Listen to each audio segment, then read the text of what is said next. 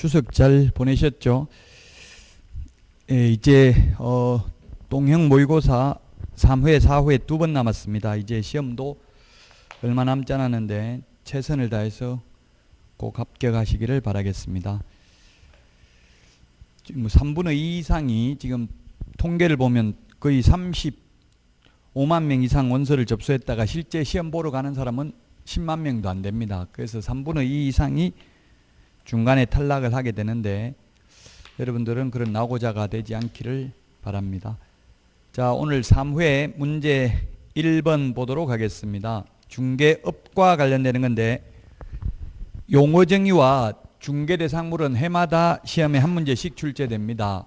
가장 어려운 부분입니다. 관념적인 것이기 때문에. 그래서 너무 용어정의나 중개상물에 집착할 필요는 없습니다. 기출문제 정도만 보시면 되겠습니다. 틀린 것은 했는데 1번에 중개행위로 거래가 성립된 경우라도 보수를 받지 않는 경우 중개업이 아니다. 예, 중개업은 다른 사람의 의뢰에 의하여 일정한 보수를 받고 중개를 업으로 하는 게 중개업이죠. 세 가지가 필요 충분 조건입니다. 그래서 보수를 받지 않는 경우 중개업이 아닙니다. 맞고요. 2번 개업공개사가 중개보수를 받지 않고 행한 중개행위는 공인중개사법의 규율 대상이 아니다 했는데 이게 틀렸네요. 보수를 받지 않아도 확인 설명해야 되고 확인 설명을 하지 않거나 잘못해서 의뢰인에게 재산상 손해가 발생했다면 그 손해를 배상하여야 합니다. 그래서 2번이 틀린 정답이고요. 그 다음에 3번, 소위 3번 이런 것이 권리금인데 권리금은 중개상물이 아니고요. 그 다음에 컨설팅 수수료도 역시 중개보수가 아니기 때문에 많이 받아도 공인중개사법 위반이 아니라는 취지입니다. 컨설팅 수수료 많이 받아도 되고 권리금 알선하고 수수료 많이 받아도 이는 중개보수가 아니다. 공인중개사법 위반 아니다. 중개가 아니기 때문에 중개업도 아니고 중개보수도 아니라는 이야기입니다. 예, 중개대상물이 아니기 때문에 그렇죠. 권리금은. 중개대상물을 알선하는 게 중개입니다. 자, 그 다음에 4번 개업 공인중개사임을 표시하는 사무소 명칭을 표시하였다면 단 한 번 중개를 못했다고 해도 중개업으로 볼 수 있다. 예, 개업 공개 그 명칭을 이 중개업이라는 것은 계속 반복하거나 반복할 의사가 있으면 중개업이죠. 그 반복하진 않았지만 간판 달고 쉽게 말해서 손님 받았다면 이건 중개업이라는 이야기입니다. 받을 의사가 있기 때문에 비록 반복하진 않았다 하더라도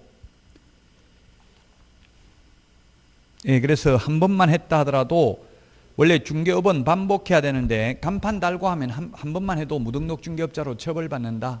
그런 취지입니다. 5번에 회사가 사원을 대상으로 하거나 시청이나 구청에서 주민을 대상으로 토지나 건물을 중개하고 보수를 받아도 중개업에 해당하지 않는다. 이 지문은 시험에 나온 적은 없습니다. 예, 중개업이란 다른 사람의 의뢰에 의하여 일정한 보수를 받고 중개를 업으로 하는 것을 중개업이라고 합니다. 그래서 답은 2번이고요. 2번 문제 중개대상물 역시 이게 어려운 부분인데요. 기출문제입니다. 중개대상물에 해당하는 것, 중개대상물에 해당하는 것인데 기역의 접도구역에 포함된 사유지, 개인 땅이니까 사고 팔 수 있으면 중개상물이라고 봐야 되겠죠. 예, 그래서 접도구역, 도로법 제50조 고속국도법 제8조의 접도구역에 대한 행위제한이 있는데 행위제한만 있을 뿐이고 모든 용도, 지역, 지구, 구역 전부 중개대상물 됩니다. 원칙적으로 개인 땅이라면 군사기지 및 군사시설 보호구역, 개발제한구역 등 모든 용도, 지역, 지구, 구역. 그래서 기역은 중개상물이고요. 그 다음에 토지 일부에 대한 저당권이라고 했는데 용익물권은 1필의 일부에도 가능하지만 담보물권은 1필의 일부에 불가능하죠. 그래서 토지 일부에 대한 저당권은 안 됩니다. 한 필지 전체에 대한 저당권만 가능합니다. 용익물권, 지상권, 지역권, 전세권은 1필의 일부에 대해서도 가능하죠. 원래 저당권은 중개사물인데 일부에 대해서는 저당권 설정이 불가능하다고요. 그래서 리언 X고 디귿은 질권, 점유권, 분묘기지권 다 중개사물 아니고요. 리얼 농작물 중개사물이 아니고요. 명인망보를 갖춘 미분리 과실도 중개사물이 아닙니다. 명인망보를 갖춘 수목의 집단만 중개사물입니다. 공업소유권 중개사물이 아니고요. 공장재단, 광업재단, 재단 전체가 하나로서 중개사물이 됩니다. 따라서 답은 1번이 되겠고요. 기출문제는 이런 식으로 동그라미 기억이 아니고 그냥 이렇게 나오더라고요. 기억, 니은 이런 식으로. 지금 시험 합격한 사람은 시험 볼 수가 없어요. 그래 그 법령의 규정은 없거든요. 공고문에 있어요. 그래서 제가 산업인력공단에 건의를 했어요. 나는 학원 강사인데 시험 보고 싶다. 못 보게 하는 법적 근거가 뭐냐 이렇게 따졌더니만 그 다음부터 볼 수 있도록 검토해 보겠다. 국토부하고 협의해 보겠다 이렇게 하더라고요. 그래서 시험을 계속 보다 보면 언젠가는 합격할 수 있거든요. 저도 여러 번 한 15번 보다 보니까 자격증을 2번 취득하게 되었어요. 여러분들은 한 번만에 다 합격하셔야 되겠죠. 자, 2번에 1번이 답이고요. 3번 중개 대상물 틀린 것입니다. 1번 중개상물은 꼭 등기 안 해도 미등기, 무허가 건물도 중개상물 될 수 있습니다. 그 다음에 가처분, 가등기, 가압류 뭐 이런 거 돼 있거나 사법상 제한이나 공법상 제한이 돼 있다 하더라도 모든 용도, 지역, 지구, 구역 다 중개상물 된다고 했고요. 전세권이 설정되어 있는 것, 지상권 설정되어 있는 것, 분묘기지권이 설정되어 있는 토지 다 중개사물 될 수 있습니다. 분묘기지권 그 자체는 중개사물이 될 수 없겠죠. 사법상 제한이 있어도 중개사물 될 수 있고요. 그 다음에 3번에 소유권 보존 등기를 할 수 있는 수목은 일부도 가능하지만 임목 등록원부에 등록된 것에 한한다. 네. 소유권 보존 등기를 하려면 먼저 임목등록원부에 등록되어 있어야 됩니다. 시험에는 잘 나오지는 않는 지문들입니다. 왜냐하면 임목, 광업재단, 공장재단에 대해서는 시험에 잘 나오지는 않는다. 4번 임목의 소유권이 아니라 저당권을 설정하고자 하는 경우에는 보험에 가입해야 하지만 공탁하는 방법은 없다 했는데, 예, 보험에 가입하거나 그 다음에 농업협동조합 그 다음에 산림조합 공제에 가입하거나 보험에 가입하는 방법이 있고 공탁하는 방법은 없습니다. 물론 시험에 공탁하는 방법이 있다 없다 나온 적은 없습니다. 네, 보험에 가입하거나 또는 농업협동조합 공제나 산림조합 공제에 가입을 해야 됩니다. 5번이 답입니다. 수개, 여러 개의 공장이 서로 다른 소유자인 경우에는 공장재단을 설정할 수 없다 했는데 이게 공장 및 광업재단 저당법 제10조 1항에 보면 공장 소유자는 하나 또는 둘 이상의 공장으로 공장재단을 설정하여 저당권의 목적으로 할 수 있다 이렇게 되어 있습니다. 이 공장재단 저당법이 우리 시험 범위는 아니죠. 엄격하게 보면. 그래서 시험에 나온 적은 없고요. 답은 5번입니다. 근데 시중에 있는 모의고사는 이렇게 어려운 것들이 많이 있기는 합니다. 그 기출문제 나왔던 게 가장 중요하다고 했죠. 3번에 답 5번이고요. 4번은 개설 등록에 관한 설명 중 틀린 것입니다. 1번 협동조합, 사회적 협동조합 포함한다의 경우에도 등록 신청할 수 있다. 포함이 아니고 제외죠. 제외입니다. 제외. 그래서 틀렸고 2번 법인이 분양대행, 컨설팅만을 영위하기 위한 경우라면 등록 신청을 해야 문제되지 않는다. 혹시 답안지 받으셨어요? 2번도 틀렸다고 봐야 되겠죠. 2번도 문제되지 않는다. 뭐가 문제되지 않는다. 이렇게까지 시험에 이렇게 나오지는 않습니다. 무슨 문제가 되지 않는다. 구체적으로 말을 해야 되겠죠. 예, 법인이 분양대행이나 컨설팅만 하려면 중개사무소 개설 등록할 필요 없어요. 컨설팅을 하면서 중개업 하려면 등록해야 되겠죠. 예, 그래서 3번, 2번도 틀린 것으로 하겠습니다. 분양대행이나 컨설팅만 하려면 등록 안 해도 된다고요. 그래서 여기서 취지는 등록 신청해야 문제되지 않는다. 이 말은 뭐 이 문제는 제가 출제를 하지 않았기 때문에 의도를 정확하게는 알 수 없지만 제가 볼 때는 등록 신청을 해야 중개업을 해도 문제가 되지 않는다 이런 취지로 이해하면 될 것 같아요. 중개업을 하려면 등록해야 된다는 이야기라고요. 중개업을 안 하려면 등록 신청 안 해도 됩니다. 분양 대행만 하려면. 그래서 4번에는 1번, 2번 두 개 복수 정답으로 하도록 하겠습니다.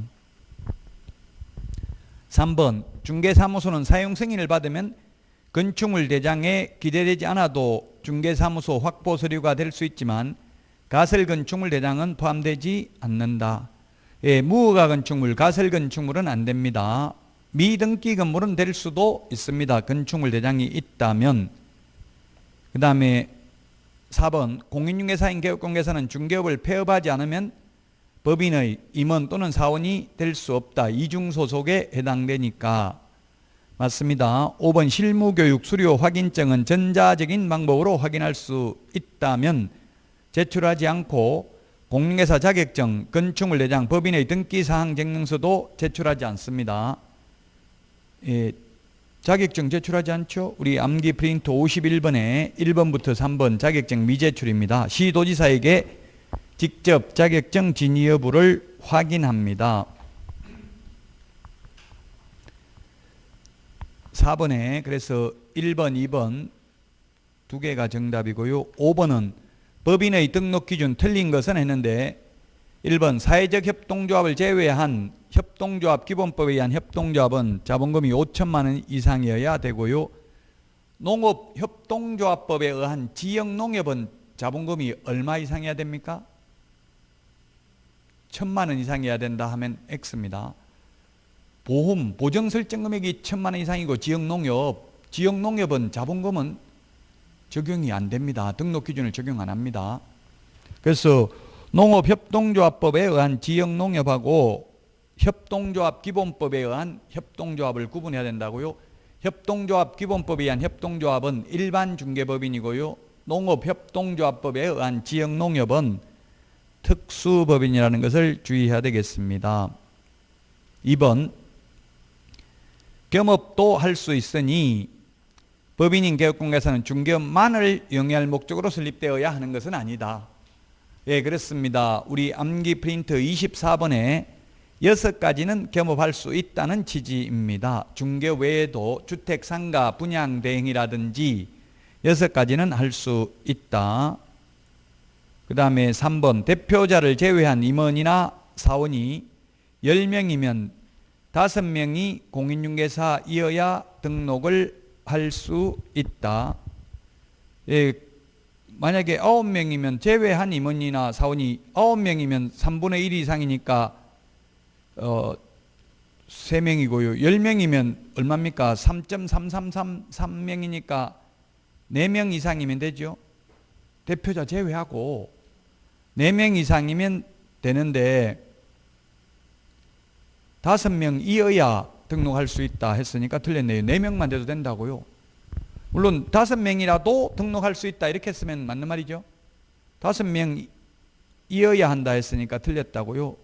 3.333이니까 사람을 3.3명으로 쪼갤 수는 없으니까 4명 이상이면 되잖아요. 5명이어야 한다 해서 X. 3번이 정답입니다. 4번은 중개업과 상가의 관리 대행업만을 목적으로 해도 등록 신청에는 문제가 되지 않는다. 예, 맞습니다. 중개업 외에 6가지는 겸업할 수 있습니다. 주택, 상가, 관리 대행, 분양 대행 할 수 있습니다. 법인의 겸업 제한 시험에 잘 나오죠. 5번 공인중개사 자격이 없거나 업무를 수행하지 않는다고 해도 임원 사원은 등록 신청일 전 1년 이내에 모두 실무교육을 받아야 된다. 맞습니다. 실무교육은 모든 임원 사원 전원이 다 받아야 됩니다. 그러나 경매 실무교육은 법인인 경우 대표자만 받습니다. 그 다음에 연수교육은 소속 공인중개사나 개업 공인중개사가 2년마다 한 번씩 받기 때문에 자격증 있는 임원은 받아야 되지만 자격증이 없는 임원은 연수교육 대상은 아닙니다. 교육제도 우리 암기 프린트 53번에 있는데 5개 비교하는 거 시험에 반드시 한 문제 출제됩니다.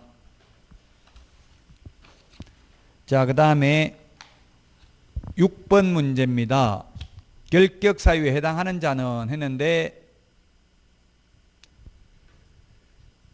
답은 3번이네요. 집행유예, 징역 2년에 집행유예 3년이면 3년이 지나야 됩니다. 2021년 10월 31일 날 벗어납니다. 3번은.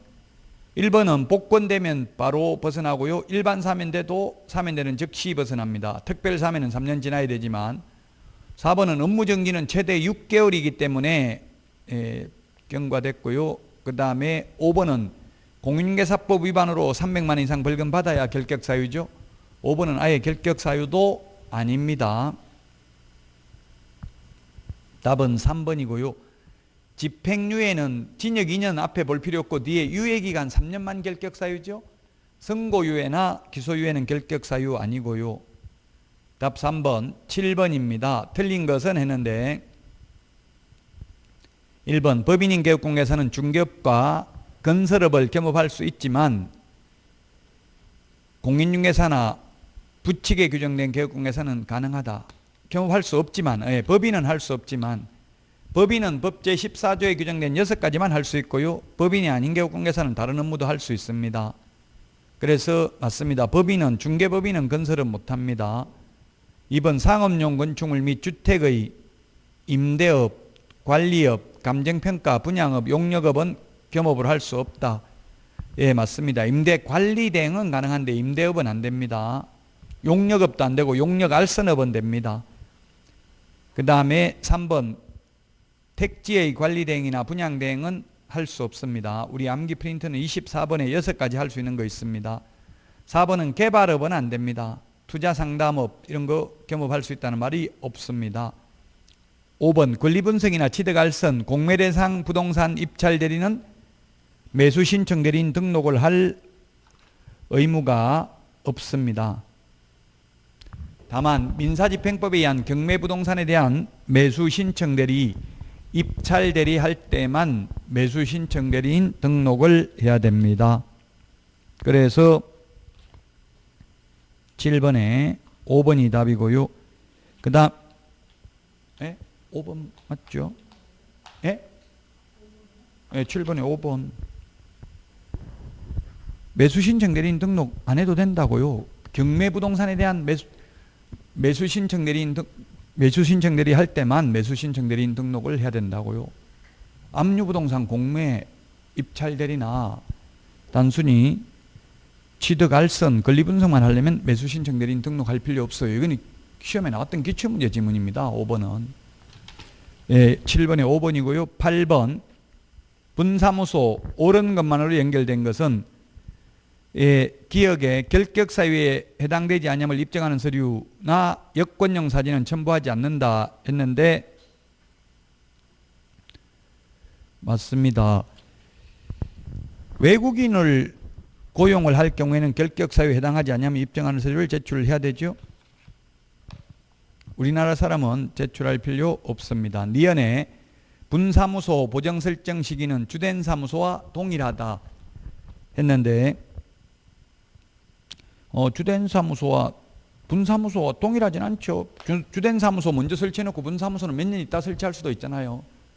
그래서 틀렸고요. 니은에 처음에 주된 사무소는 미리 보정 가입을 못해요. 등록 후 업무 개시전에 하는데 분사무소는 우리 암기 프린트 56번에 맨 마지막에 동그라미 1, 2, 3번에 보정 설정 시기가 있는데 분사무소 설치 신고나 매수 신청 대리인 등록 신청의 경우 미리 보정 설정을 해야 됩니다.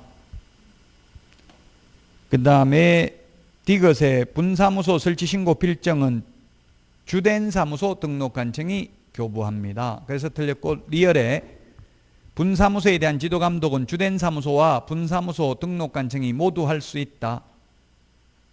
그렇습니다. 우리 암기 프린터 11번에 있나요? 한번 펴볼까요? 11번.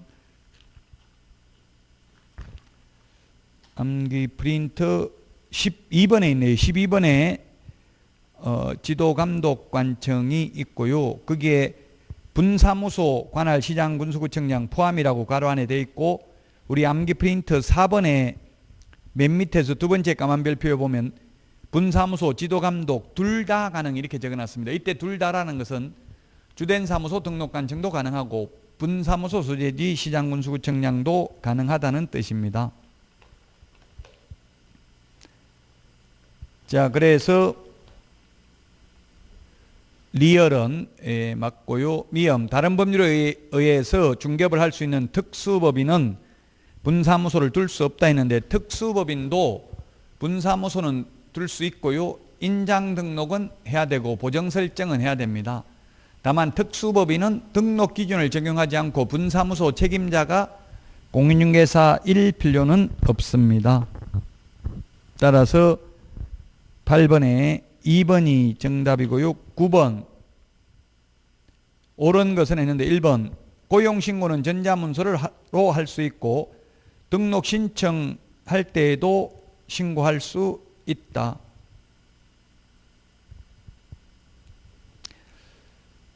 등록 신청하면서 뭐 같이 고용신고를 해도 상관은 없겠죠.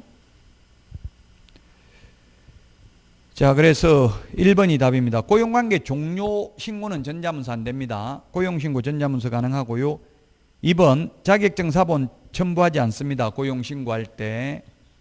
암기 프린터 51번에 1번부터 3번 첨부하지 않는 거 있고요. 3번 개업공개사는 고용인과 형사상 연대 책임을 진다 했는데 민사 책임만 연대 책임을 집니다. 민사 책임, 행정상 책임만 있고 형사 책임은 개업공개사가 그 위반 행위를 방지하기 위하여 상당한 주의와 감독을 게을리하지 않는 경우에 벌금형만 받습니다. 해당 조에 규정된 벌금형만. 직원이 징역 갔다고 사장이 징역 갈 일은 없잖아요. 그래서 3번 틀렸고 4번은 소속공개사가 행정처분에 해당하는 행위를 해도 개업공개사만 대위 책임이 가해지므로 소속공개사는 등록 신청할 수 있다 했는데 요거 틀렸습니다. 잘못한 소속공개사가 잘못했으면 당연히 소속공개사도 처벌받습니다. 만약에 자격정지면 자격정지 처분받고 개업공개사에게도 책임이 있는 겁니다. 약간 해설이 조금 부적절하긴 하네요. 어쨌든 소속공개사는 등록 신청할 수 있다 했는데 자격정지 받았으면 등록 신청 못합니다. 자격정지 기간 동안은.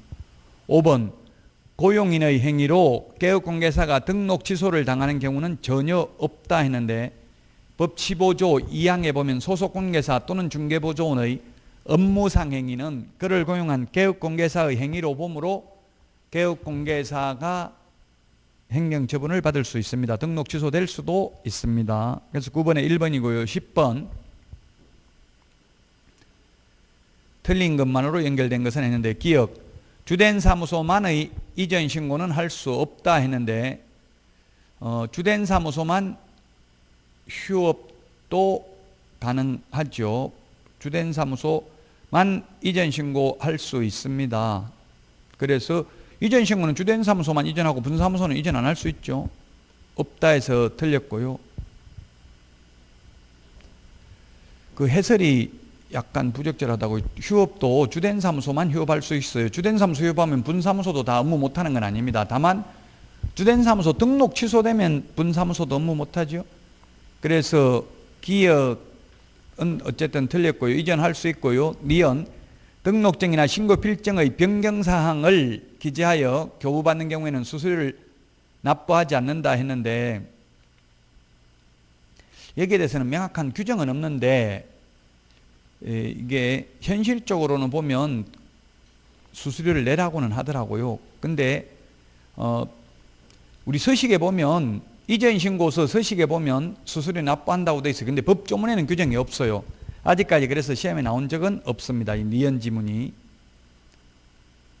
신고 필정 관할구역 안에서 밖으로 옮기면 등록증 재교부하고 관할구역 밖으로 옮기면 재교부, 관할구역 안에서 옮겼을 때는 등록증의 기재사항을 변경하여 교부할 수 있다 이렇게 되어 있잖아요. 이 경우 수수료 내는지 안 내는지 명문 규정은 없고 우리 사무소 이전 신고서 서식에는 보면 수수료 내야 된다고 되어 있다. 그래서 시험에 나온 적은 없습니다. 니은 지문은.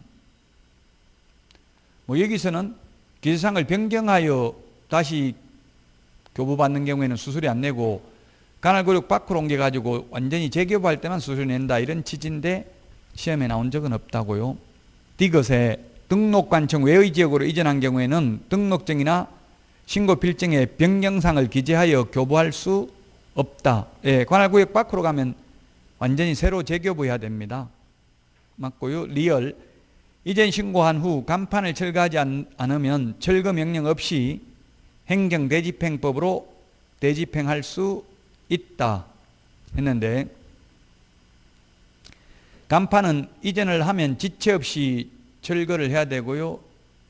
철거 요 부분도 시험에 나온 적은 없는데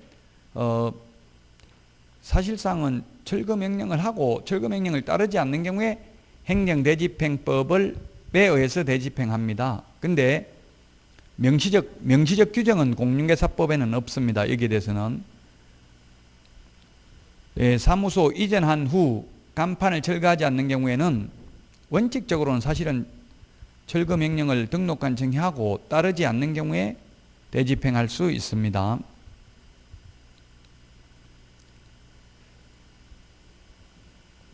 법조문에는 직접 철거 명령 없이 이런 말은 없습니다. 철거 명령을 받고 이런 말도 없고요. 그래서 명문 규정이 없기 때문에 철거 명령 없이도 대집행할 수 있다고 본 겁니다. 어쨌든 시험에는 행정대집행법 이게 출제됐어요. 행정절차법, 민사집행법 X입니다. 행정대집행법입니다. 청문은 행정절차법입니다. 가태료 이의신청은 질서위반행위 규제법입니다. 그 다음에 미음에 이전 신고한 후 간판을 철거하지 않으면 가태료 받을 수 있다 했는데 간판 철거 안 해도 어떠한 처벌을 할 수 있다는 규정 없습니다. 다만 행정대집행법에 의해서 대집행하고 그 비용만 청구합니다. 원칙적으로는.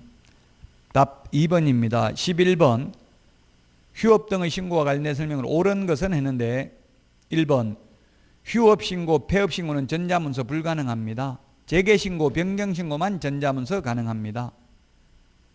2번은 시험에 나온 적은 없습니다. 휴업 신고 기간 중에도 보정기간이 만료되면 재설정하여야 한다. 6건 해석은 재설정 안 해도 되고 다시 업무를 재개하기 전까지만 재설정하면 된다라는 취지인데 시험에 나온 적 없으니까 너무 심려치 마시라고 2번 지문은. 명문 규정도 없고요. 여기에 대해서는 6건 해석입니다. 3번 휴업 기간 중에는 사무소는 유지하지 않아도 되며 간판을 철거해도 된다. 여기에 대해서도 명문 규정은 없습니다.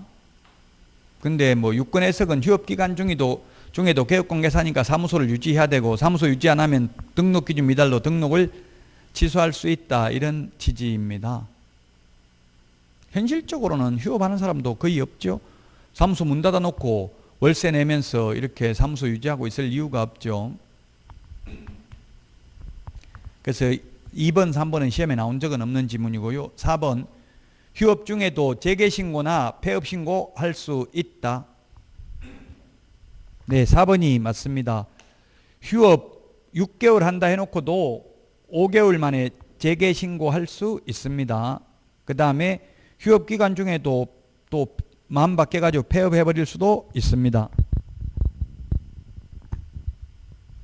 그래서 4번이 답이고요. 5번 폐업 신고가 수리된 후에도 중개업을 하게 됐다면 무등록 중개업자로서 3년 이하의 징역이나 3천만 원 이하의 벌금에 해당됩니다.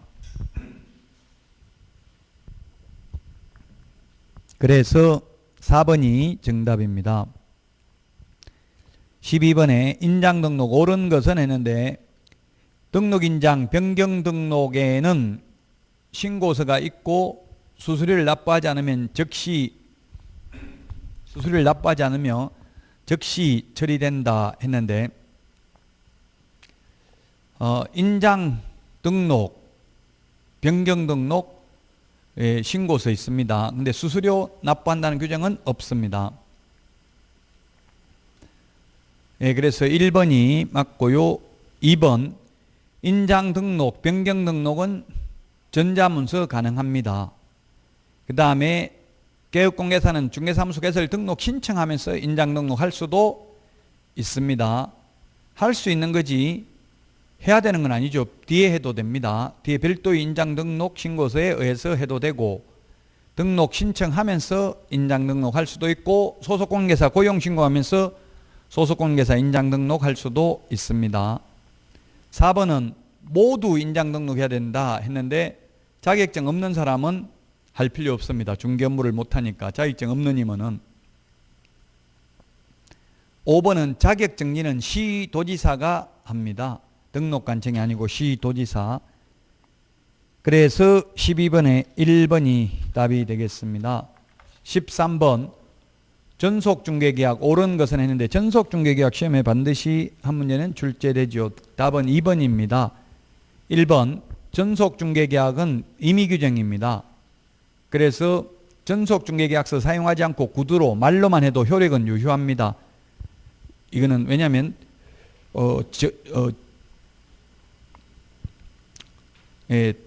요식계약이 아니라 불요식 낙성계약이기 때문에 그렇습니다. 기억이 맞고요. 니은은 반드시 공개해야 된다 이 말 때문에 틀린 것으로 봤습니다. 비공개 요청한 정보는 공개하면 안 된다는 취지고요. 디귿에 거짓으로 정보를 공개한 개업공개사는 업무정지 사유에 해당되고요. 리얼에 임대차의 경우에만 취득 관련 조세, 중개보수 및 실비는 공개해야 하는 것은 아니다 했는데 취득 관련 조세는 확인 설명해야 될 사항입니다. 그리고 중개보수 및 실비는 공개해야 하는 것은 아니다 했는데 확인 설명해야 될 사항이죠. 임대차의 경우 공시지가를 공개하지 아니할 수 있다 이렇게 되어 있다고요. 그래서 리얼 틀렸고 미음 일반 중개계약서의 서식상 개업공개사의 손해배상 책임에 관한 내용은 전속중개계약과 똑같다. 예, 전속중개계약서 서식이나 일반 중개계약서 표준 서식이나 1번, 2번 의뢰인과 개업공개사의 권리 의무만 다를 뿐 나머지는 똑같습니다. 내용이.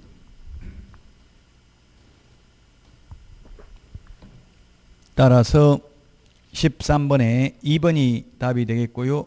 14번 정보망도 시험에 한 문제 출제됩니다. 1번 과학기술정보통신부 장관이 아니라 국토부 장관에게 신청을 해야 되고요.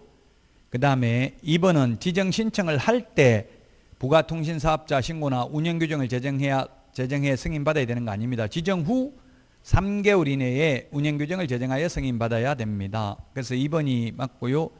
3번은 국토부 장관에게 제출하는 게 아니라 거래정보사업자에게 가입 이용 신청서를 제출합니다.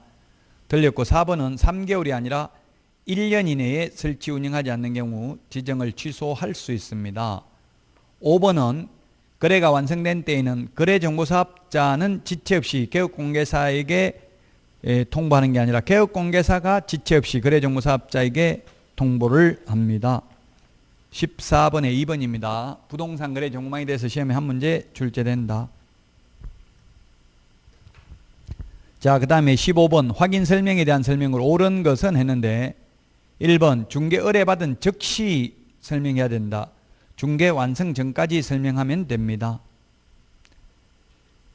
2번 개업공개사를 통해서 거래하는 경우 매수인은 목적물을 현장에서 확인해야 될 의무가 있다 했는데 이 규정 법조문에는 없습니다. 확인해야 될 의무가 있다 없다 규정은 없고요. 가급적이면 확인하는 게 바람직하겠죠. 근데 뭐 안 했다고 해서 공부로 다 확인할 수 있다면 현장 확인을 안 해도 상관은 없습니다. 법조문에는 없습니다. 확인해야 될 의무가 있다 이런 말이. 현장에 안 가도 다 알 수 있는 거면 굳이 안 가도 상관없다는 이야기입니다. 3번 임대차의 경우에도 취득 관련 조세와 세율을 설명하지 않아도 된다. 임대차의 경우에는 취득 관련 조세와 세율을 기재하지 않습니다. 확인 설명서 서식에. 그래서 3번이 맞습니다. 3번. 임대차의 경우에 도보다는 는이 낫겠죠. 임대차의 경우에만 설명 안 하고 나머지는 다 취득 관련 조세 설명해야 되거든요. 임대차는 취득세를 내는 게 아니니까 굳이 설명할 필요 없습니다. 엄격하게 말하면 설명할 필요 없다라고 돼 있지 않고 확인 설명서 서식에 기재를 하지 않는다고요. 그 시행령에는 설명하라고는 돼 있는데 시행규칙 서식에는 임대차인 경우 취득 관련 조세를 적는 난이 기재를 안 해도 된다고 돼 있습니다. 기재를 하지 않는다고 돼 있습니다. 어쨌든 여기서는 3번이 정답이고요. 4번 매매를 하는 경우 임대차 계약이 있다면 장기 수선 충당금의 처리 등을 확인할 필요가 없다 했는데 확인할 필요 있습니다. 장기 수선 충당금은 누가 내요? 임대인이 내야 되죠. 소유자가. 그래서 아파트 새 살다가 나갈 때 나중에 주인한테 받아 나갈 수 있잖아요. 장기 수선 충당금 낸 거. 그래서 뭐 가급적이면 확인 많이 하는 게 좋습니다. 확인할 필요가 없다. X고요.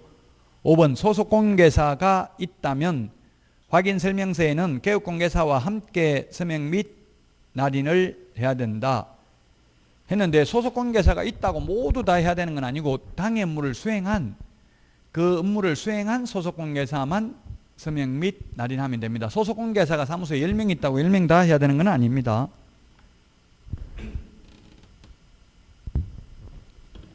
16번 손해배상 시험에 반드시 출제되죠. 틀린 것은 했는데 1번이 정답입니다. 공제계약이 유효하게 성립하려면 공제계약 당시에 공제사고의 발생 여부가 확정되어 있어야 된다. 확정되어 있지 않아야 됩니다. 쉽게 말하면 암보험 가입하려면 암이 걸려 있지 않아야 된다고요. 암 걸려 있는 사람 암보험 가입 못하죠. 손해가 이미 확정되어 있으면 보험 가입 못해요. 아직 보험이라는 것은 예측할 수 없는 미래의 위험을 방지하는 거니까 사망한 사람이 사망보험 가입 못하는 거나 마찬가지라고요. 암 걸린 사람이 암보험 가입 못하는 것과 1번이 정답이 되겠고요. 사고 발생 여부가 확정되어 있지 않아야 됩니다. 자, 그 다음 2번 보정 설정을 신고하는 경우 보정보험 증서, 공제증서, 공탁증서는 전자문서를 포함한다. 예, 전자문서로 제출을 해도 되고요. 원래 원칙은 보정 설정 신고를 해야 되는데 보정기관이 보정사실을 등록관청에 직접 통보한 경우는 신고를 생략할 수 있습니다. 3번에 개업공개사에 의한 손해는 소멸시효가 완성되기 전에 당시의 보정기관의 손해배상을 청구할 수 있다. 맞습니다. 4번 지역농협의 경우에는 1,000만 원 이상 보정 설정을 해야 되고요. 5번 보장금액 등을 설명하지 않으면 과태료, 보정 설정을 하지 않는 경우에는 등록을 취소할 수 있습니다. 맞죠? 보장금액을 설명하지 않거나 보정관계 증서를 교부하지 않는 경우는 100만 원 이하의 과태료입니다. 17번 금지 행위로 연결된 것은 했는데 기업의 개업공개사가 인터넷이나 신문을 보고 직접 부동산을 매수하는 행위, 이는 금지 행위 아니죠. 의뢰인하고만 직접 거래 못하는 거지 의뢰인이 아닌 사람하고 거래하는 건 가능해요. 개업공개사도 신문에 매물 광고 나와 있는 거 보고 직접 사도 상관없죠. 의뢰인이 아니니까. 의뢰인하고만 하면 안 됩니다. 의뢰인이라는 건 뭐가 의뢰인이냐면 중개사무소 간판 보고 찾아온 손님이 의뢰인이에요. 그럼 친구하고 직접 거래하는 건 상관없어요. 의뢰인이 아니기 때문에.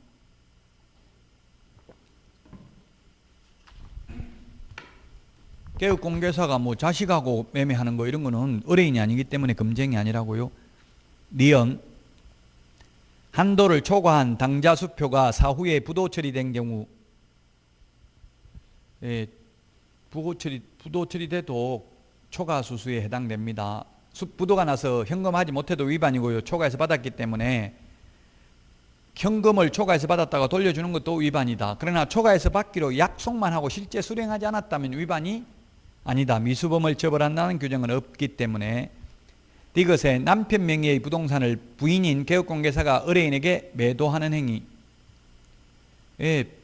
부부 별산자잖아요. 개업공개사 등과 의뢰인이 직접 거래만 안 될 뿐입니다. 남편 거 중개해도 됩니다. 리얼에 부당한 이익을 얻거나 시세에 중대한 영향을 미치는 행위 하면 안 됩니다. 이게 신설됐죠? 올해 3년 이하의 징역이나 3천만 원 이하의 벌금, 제가 개정된 거 프린트 내드렸는데 20가지가 있습니다. 시세에 부당한 영향을 미치는 행위를 한 개업공개사 등 안 되고요. 공동중개를 제한하는 행위, 왕따시키는 거 3년 이하의 징역이나 3천만 원 이하의 벌금, 누구든지 시세에 부당한 영향을 미치는 행위를 하는 거 안 됩니다. 금지행위입니다. 그래서 17번의 답 3번이고요. 18번 틀린 것은 했는데 계약금 등의 반환채무 이행보장제도입니다. 1번 예치 권고제이기 때문에 거절할 수 있습니다. 강행 규정이 아닙니다. 그 다음 2번 공탁기관이나 한국자산관리공사, 공기업, 준정부기관은 예치명의자나 예치기관은 아니다. 예, 그렇습니다. 예치명의자는 개공은 신체보전 이렇게 암기를 했죠. 맞고요. 3번 계약금 등을 개업공개사의 명의로 금융기관 등에 예치하는 경우에는 계약금 등에 해당하는 금액을 보장하는 보증서를 거래 당사자에게 제공하여야 한다.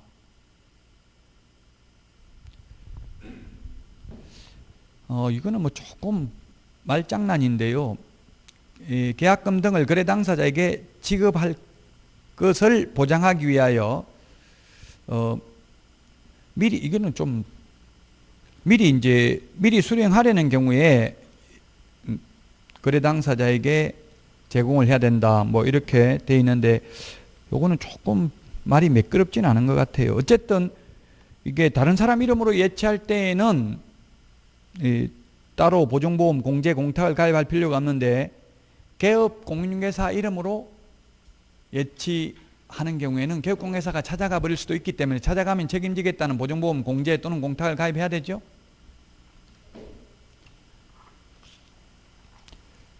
어, 18번에 답은 3번인데 계약금 등을 개업공개사 명의로 금융기관 등에 예치하는 경우에는 계약금 등에 해당하는 금액을 보장하는 보증서를 거래 당사자에게 제공해야 된다. 원칙적으로는 제공을 해야 됩니다. 근데 이게 제가 출제를 하지 않아 가지고 이 부분은 지금 명확하게 좀 설명드리기는 어려운데 그 해설에는 보니까 그 계약금 등을 거래 당사자에게 지급할 것을 보장하기 위하여 이런 말이 들어가야 된다고 되어 있는데 제가 볼 때는 조금 매끄럽진 않은 지문 같아요. 어쨌든 실제 시험에 이렇게 똑같이는 절대 출제 안 되니까 그 취지만 이해하시면 될 겁니다.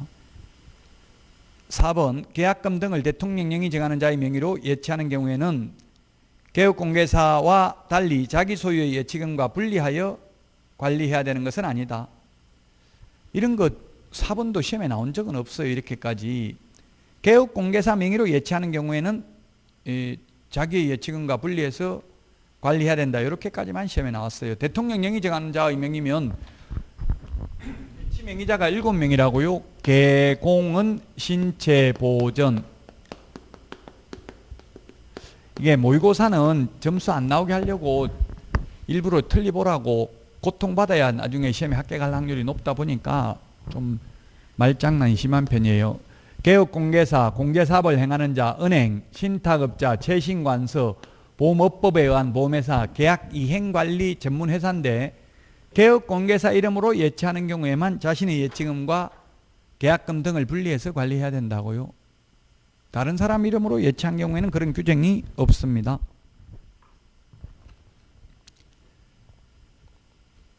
(5번) 대통령령이 정하는 자의 명의로 예치하는 경우에는 거래 당사자의 동의 없이 인출해도 업무정지 받는 것은 아니다.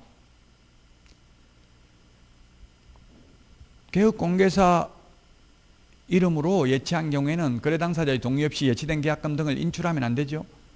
그 인출하면 그 밖에 이 법 또는 이 법에 의한 명령 위반으로 업무정지 받을 수 있다는 이야기입니다. 그런데 지금 개업공개사 이름으로 예치 안 하고 다른 사람 이름으로 예치했다면 뭐 이런 업무정지 당연히 받을 이유가 없겠죠. 개업공개사가 아닌 사람이니까.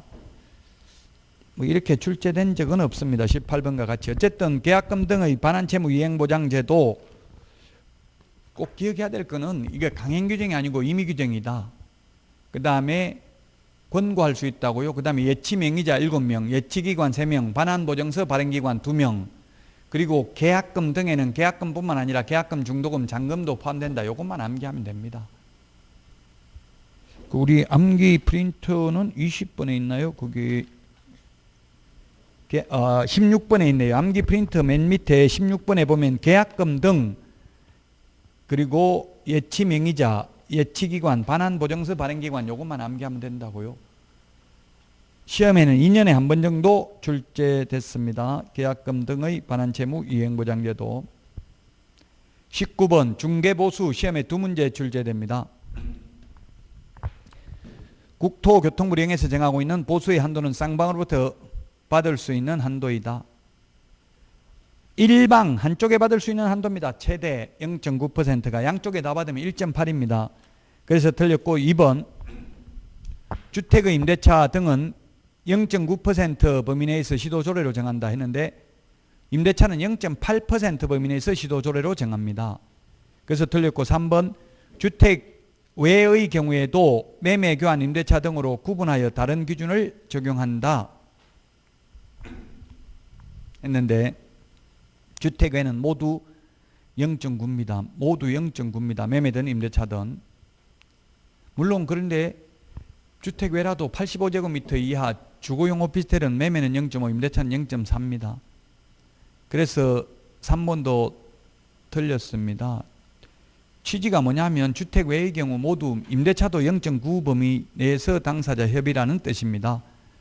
4번 중개 의뢰인이 개업공개사가 소개한 상대방이 아닌 제3의 인물과 계약을 체결한 경우에는 개업공개사는 중개보수를 청구할 수 없다. 예, 맞습니다. 개업공개사가 소개한 사람이 아닌데요. 뭐 다른 사람하고 계약했으면 중개보수 못 받죠. 4번이 답이고요. 5번 실비의 한도 등에 관하여 필요한 사항은 국토교통부령이 정하는 범위 내에서 당사자가 협의하여 정한다. 실비는 시도조례로 정합니다. 실비에 대해서는 국토부령이 정하는 게 아니고. 그래서 4번이 답이 되겠고요.